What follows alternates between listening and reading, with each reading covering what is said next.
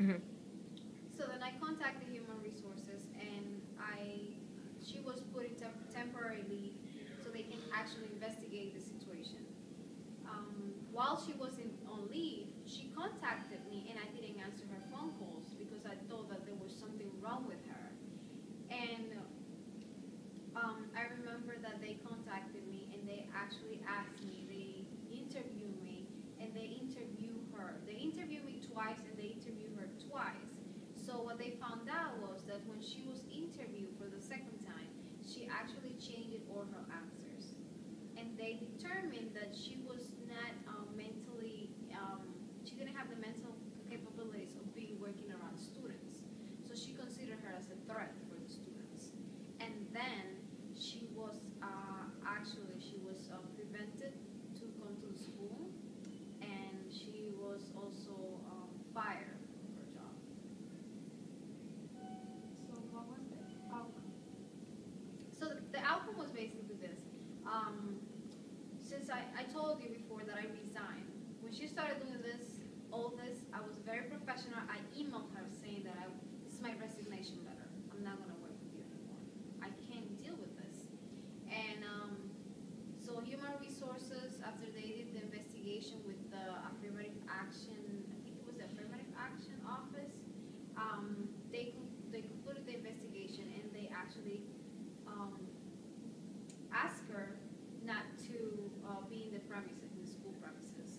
And they actually have her in the list of the people that are not allowed in school. And after that, one of the funny outcomes that happened was that she actually sued me. So one day I came to school, and she sent the was like a summation from the court, or something from the court. I received it, and I read it, and she was suing me for $1 million. I'm like, okay, $1 million. You're suing a student for $1 million. Why? Because she said that I caused her psychological distress and monetary distress because she wasn't working, and she couldn't handle her family economic needs.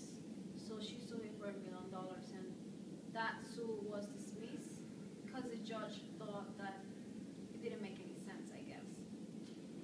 Do you think you made a good decision when you reported? Actually, I think I did the best decision I could ever done, because when I told my friend, well, because I contacted one of my closest friends, and I asked her, listen, this is what's happening. This lady is out of control. She called my husband. She said that, and she said that she's going to continue calling other people and doing it. So my friend was the one who actually pushed me to do it. She's like, you have to go to human resources. You have to do something. So definitely that was the best decision, because if I wouldn't have stopped her, she would, I think she would be doing this again now. She would do that to any other people that she worked with. In your opinion, what was her motivation to do that? Her motivations, I don't know. Honestly, I have no idea.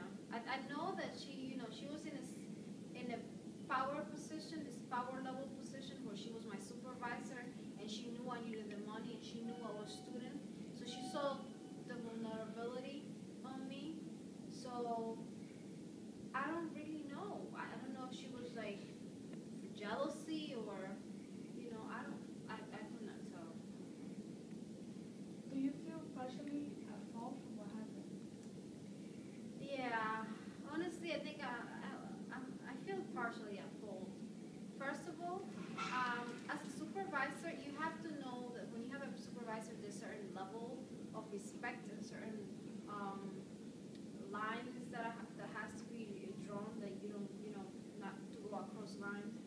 I don't know if I say it quite correctly, but what I'm trying to say is, like, she got my husband's phone number because I used her phone number to call him one day. And, that kind of stuff maybe made her have that. I gave her like the pathways so she can get inside my life and intrude in my life and stuff like that. But I never knew she was going to, it was going to escalate to that level. So I think, maybe if I would have distance relationship with my supervisor, that would be prevented. Was there a third party involved? A third party, yeah, actually, one of her secretaries, she was the one who gave me when she sued me, the summons from the court. She was the one who gave me the summons.